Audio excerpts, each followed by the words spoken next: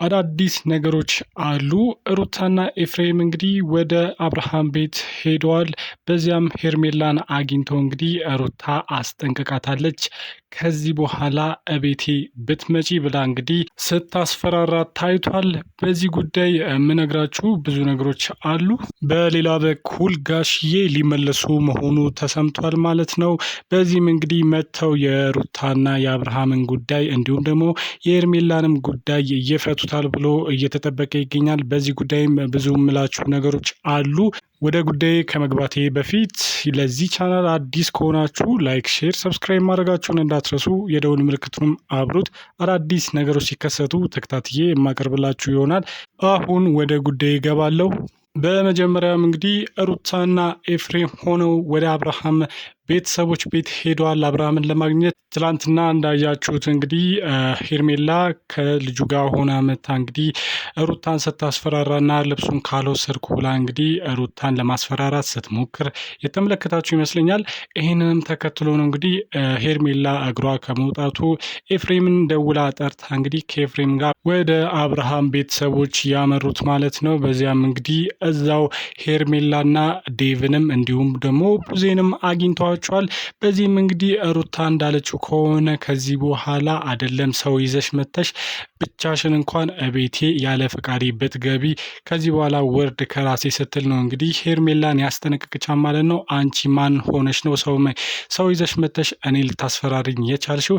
እንዴት ብትደፍሪኝ ነው ስትል ነው እንግዲህ ሩታ ሄርሜላን የተናገረቻት ማለት ነው። በዚህም እንግዲህ እነ ዴቭ እና ቡዜም ምን እንደተፈጠረ ግራ ገብቷቸው ሲጠይቋት ነበረ። ነገር ግን እቺ ልጅ እንግዲህ ሰው ይዛ መታ በቤቴ እኔ ለማስፈራራት ስትሞክር ነበረ። እንዲሁም ደግሞ የአብርሃምን እቃዎች ለመውሰድ መታ ነበረ።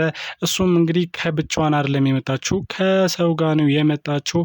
እኔ ምፈራ መስሏን ነበር። ነገር ግን በአብርሃም ጉዳይ ከዚህ በኋላ ማናችሁንም ልሰማችሁ ፈቃደኛ አይደለሁም። በዚህም እንግዲህ እናንተም የእሷ ተባባሪ አይደላችሁም ብዬ ተስፋ አደርጋለሁ። ነገር ግን እንደዛም ከሆነ እናንተንም ጀምሬ ነው ምነግራችሁ። ከዚህ በኋላ እኔን ለማስፈራራትና እኔን ለማሸማቀቅ የምትሞክሩትን ነገር ብታርፉ ይሻላል ስትል ነው እንግዲህ ሩታ የተናገረችው ማለት ነው። በዚህም ሄርሜላን ጠበቅ አድርጋ እንግዲህ ስታስፈራራት ነው የታየችው።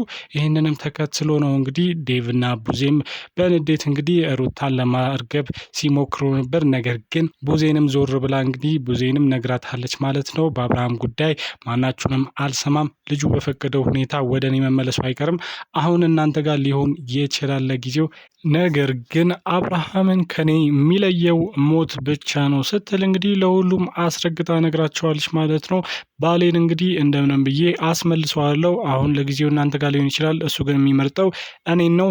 ከዚህ በኋላ ግን በጣም ተጠንቀቂ፣ እቤቴ መተሽ ልታስፈራሪኝ አትችም ስትል ነው እንግዲህ ሄርሜላን የነገረቻት ማለት ነው። በዚህም እንግዲህ በጣም ብዙ ሰዎችን ያስቆጣው ነገር ሄርሜላ ሩታ ቤት ድረስ ሄዳ እንግዲህ የአብርሃምን እቃዎች ለመውሰድ መሞከሯ በጣም ብዙ ሰዎችን አስደንግጧልም አስቆጥቷልም። ብዙ ሰዎችም እያሉ እንዳሉት ከሆነ እንግዲህ የሄርሜላ ድፍረት ጥግ ድረስ ደርሷል። ምን እያደረገች ነው? ጭራሹኑ እንግዲህ ሰው ይዛ ሄዳ ማንም በሌለበት ሩታን ብቻዋን ለማስፈራራት እና የአብርሃምን እቃዎች እንግዲህ በሰው ቤት ዘው ብሎ ለመውሰድ መሞከሯ ይሄ ምን ያሳያል? ከልክ እያለፈች ነው ሄርሜላ። ማን ነው እንደዚህ የልብ የሰጣት ሲሉ ነው እንግዲህ ብዙ ሰዎች እየጠየቁ ያሉት። አሁን ላይ ሄርሜላ እያደረገች ያለችው ነገር እንግዲህ ከልክ እያለፈ መሆኑንና እሷ እያደረገች ያለችው ነገር እንግዲህ የሆነ ሰው ከኋላ እየደገፋት እንደሆነ እና እነ ዴቭም ይህንን እያዩ እንግዲህ እሷን ዝም የሚሏት ነገር ልክ አይደለም፣ እነ ዴቭም ኃይል ሊሏት ይገባል ሲሉ ነው እንግዲህ ብዙ ሰዎች እየተናገሩ ያሉት። እኔም እንግዲህ ለመመልከት እንደሞከርኩት ተመልካቾች አሁን ላይ እንግዲህ የእሷ ድፍረት በጣም ገርሞኛል። ምክንያቱም እቤት ድረስ ሄዳ እንግዲህ ሩታን እንደዚህ አምጪ እንደዚህ አድርጊ በዚህ ውጪ ማለት ጭራሹኑ በቤቷ ደግሞ በጣም አስከፊና በጣም አስገራሚ ነገር ነው። ይህንን እንግዲህ ከሄርሜላ እንጠብቃለን ብዬ አልገምትም። ምክንያቱም እንግዲህ ጥሩ ልጅ ነበረች። ነገር ግን አሁን ላይ ከልክ እያለፈች መሆኑን ነው የተረዳሁት። በዚህም እንግዲህ ሄርሜላን ሀ የሚላት ሰው ከሌለ እንግዲህ ይቺ ልጅ ከልክ አልፋ ነገሮችን ወደ ማበላሸት ውስጥ እንደምትገባ ነው የምረዳው። ጭራሹኑ እንግዲህ ከነ ሩታ ጋር ያላትን እንዲሁም ደግሞ ከአብርሃም ጋር ያላትን ቅርበት ሙሉ ለሙሉ ሊያሳጣት እንደሚችል ነው የሚገባኝ። ምክንያቱም በዚህ ከቀጠለች እንግዲህ አብርሃምም የልጁን እናት እንደዚህ ስታደርግበት እሺ የሚል አይነት ልጅ አይደለም። ስለዚህ ግዴታ ለልጁ ሲል እንግዲህ የልጁን እናት መጠበቁ አይቀርም። በዚህም እንግዲህ ሄርሜላን ሊያስቀይማት ስለሚችል ሄርሜላ የምታደርገውን ነገር ቆም ብላ ማሰብ እንዳለባት ነው የሚገባኝ። አሁን ላይ እያደረገች ያለችው ነገር እና ከኋላ እንግዲህ የሆነ ሰው እየጠበቃትና ማለት እያበረታታት እንዳለ ነው የምንረዳው። በዚህም እንግዲህ የዴቭና የቡዜ ሚና ትልቅ እንደሆነ ነው የሚገባኝ። ይሄ ነገር እንግዲህ ትክክል አለመሆኑን ተረድታ ወደ ቀልቧ ትመለሳለች ብዬ ገምታለሁ። ሩታም እንግዲህ የዋዛ አይደለች። እንግዲህ እንደነገርኳችሁ የአብርሃም ቤተሰቦች ቤት ሄዳ እንግዲህ ሄርሜላን እዛው አግኝታት ነበረ። ሄርሜላንም የአብርሃም ቤተሰቦችንም አስፈራርታቸው አስጠንቅቃቸው ነው የመጣቸው። እንግዲህ ሩታም እንዳለችው ከሆነ አንቺ ወንድ ነሽ፣ ይሄን ነገር ካለፍሽ አንቺ ወንድ ነሽ ብላ እንግዲህ እቤቷ መታ ስታስፈራራት ሩታው መልሳ እንግዲህ ልጅቷን ስታስፈራራት አይታችኋል። በዚህም እንግዲህ ሩታ ማን እንደሆነችና በቤቷና በባሏ እንደማትደራደርና በክብሯ የመጡባትን ሰዎች እንግዲህ ማንንም እንደማትሰማ ነው የተናገረችው ማለት ነው። ትላንት የሚያደረገችው ነገር ይህንን እንደሚያሳይ ነው የተረዳው። ተመልካቾች በዚህ ጉዳይ ላይ እስኪ የእናንተስ ሀሳብ ምንድን ነው? እውነት እንግዲህ ሄርሜላ እያደረገች ያለችውና ጭራሹን እንግዲህ ሰው ይዛ መታ ሩታን ማስፈራራቷ ትክክል ነው ወይ? ይሄ ነገርስ ወዴት እያመራ ነው? አሁን ላይ ሄርሜላን ማን ነው እንደዚህ ያደፋፈራት? እንግዲህ ሄርሜላ እንዲህ አልነበረችም፣ ግን ማን ቢጠብቃትና ማን እንደዚህ አድርጊ ቢላት ነው? ወይስ ደግሞ ራሷ እያደረገች ያለችው ነገር ነው? ምን ታስባላችሁ? እስኪ በዚህ ጉዳይ ሀሳብ አስተያየታችሁን ከታች አስቀምጡልኝ። በሌላ ዜና ጋሽዬ ሊመጡ መሆኑ ተሰምቷል ማለት ነው። እንግዲህ ትላንት እንደሰማሁት ከሆነ የአቅራቢያቸው ሰዎች እንዳሉኝ ከሆነ እንግዲህ አሁን ላይ ነገሮች ወደ ለየላቸው መንገድ እየሄዱ ስለሆነ ይህንን ለማርገብ ግዴታ ጋሽዬ መምጣት እንዳለባቸው ብዙ ሰዎች እየጠየቁ መሆኑንና ይህንንም እንግዲህ ጋሽዬ መስማታቸውን ነው የተነገረኝ።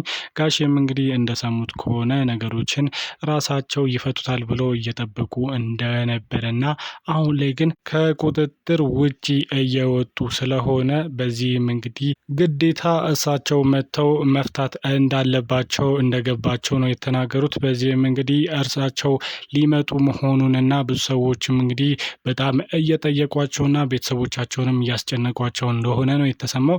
በዚህም እንግዲህ ቤተሰቦቻቸውን ጋሽዬን እንግዲህ ግዴታ ካልሄድክ ብለዋቸዋል። ይህ ነገር እንግዲህ ወደ ሌላ ነገር አምርቶ ልጆቹም እንግዲህ በመሀላቸው ያለው ክፍተት ሰፍቶ ሌላ ነገር ውስጥ ከመግባታቸው በፊት ሄደው ነገሮችን ይፍቱ ሲሉ እንግዲህ በጣም ብዙ ሰዎች ጫና እያደረጉባቸው እንደሚገኙ ነው የተሰማው።